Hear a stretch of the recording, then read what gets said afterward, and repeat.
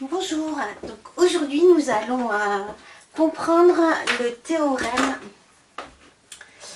sur la comparaison série intégrale.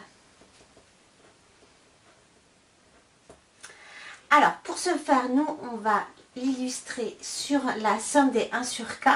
Donc nous on sait déjà que c'est une série qui diverge, d'accord? Alors on prend la fonction associée à 1 sur k, donc ici c'est 1 sur x. Donc on sait qu'elle est décroissante sur 0 plus l'infini, d'accord? Et on prend deux intervalles. Donc l'intervalle k moins 1k et l'intervalle k plus 1, d'accord? Grâce à ces deux intervalles-là, on va construire deux rectangles, d'accord? Donc l'intervalle sur k moins 1k, on va prendre la hauteur f de k. Donc égal à 1 sur k ici.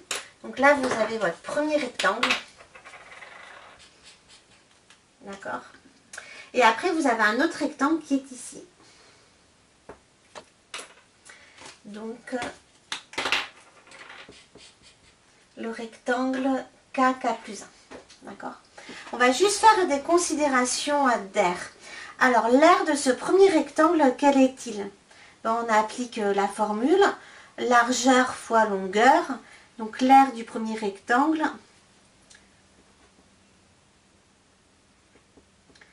c'est égal à la longueur, ça fait 1 fois la hauteur f de k. Donc le premier rectangle, son aire, il vaut f de k. Le deuxième rectangle, c'est la même chose, d'accord? La longueur, ça fait 1, enfin la largeur, pardon, ça fait 1, et la longueur, si tant est qu'on puisse différencier, ça fait f de k. Donc là, hop, ça fait 1 fois f de k. D'accord?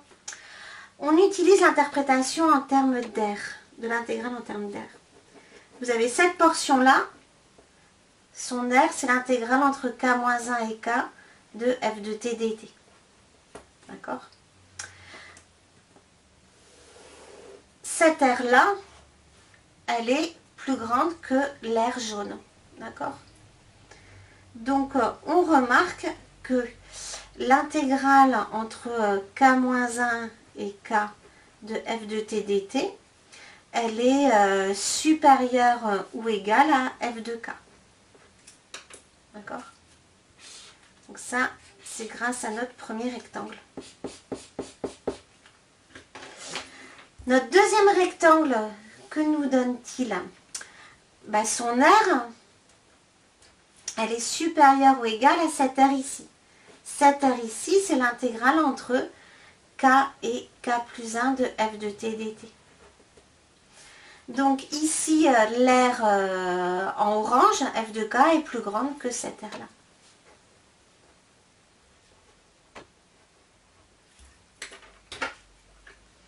Et voilà, vous avez obtenu un encadrement de f de k à l'aide de deux intégrales.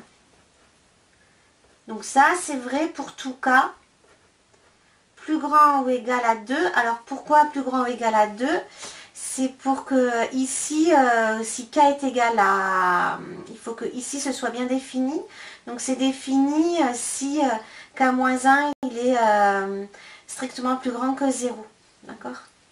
Donc pour tout k plus grand ou égal à 2, vous avez f de k, donc ici f de k il vaut 1 sur k, qui est entre cette partie-là, donc en intégrant entre k et k plus 1 de f de t dt, donc 1 sur t, on le remplacera après, plus petit que l'intégrale entre k moins 1 et k de f de t dt.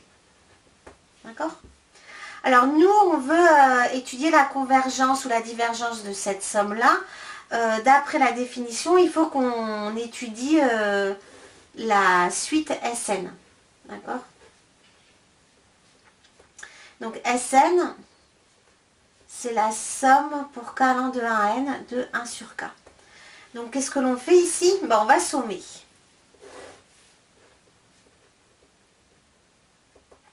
Ça fait la somme. Alors, on a dit qu'ici c'était vrai pour k égale à partir de k égale 2.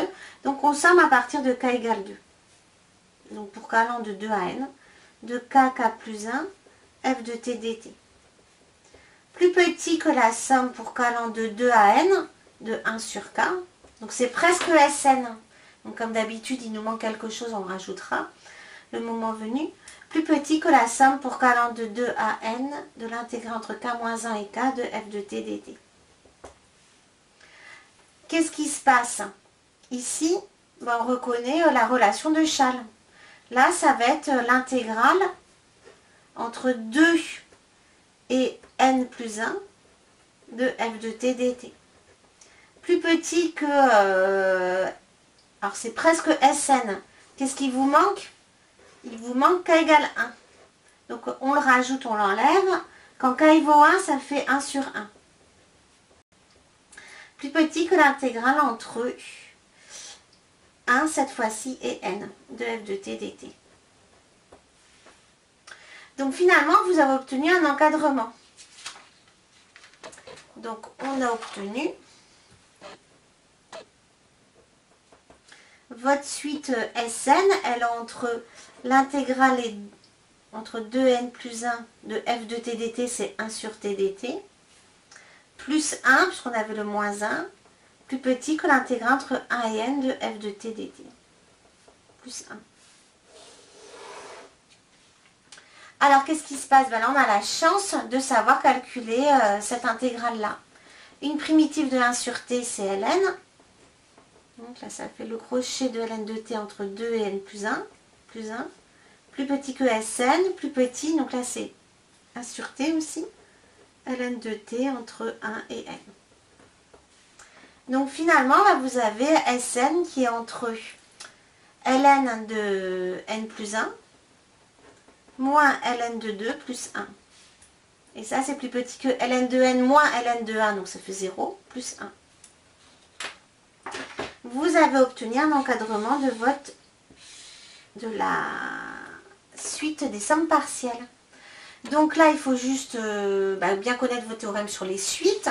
Donc vous avez un encadrement, mais bon, ici, vous avez une suite qui diverge vers plus l'infini. Là, une suite qui diverge vers plus l'infini. Donc, on va pouvoir en déduire grâce au théorème de divergence par minoration. Il faut en déduire que Sn diverge vers plus l'infini. Voilà. Donc, à chaque fois que vous avez une fonction qui va être décroissante positive, vous pouvez utiliser l'interprétation de l'intégrale en termes d'air afin d'obtenir un encadrement des sommes partielles issues d'une série et pour pouvoir conclure quant à la convergence éventuelle de la série ou pas. Voilà. Donc, par définition, la somme des 1 sur n diverge. Voilà. À bientôt pour le prochain théorème.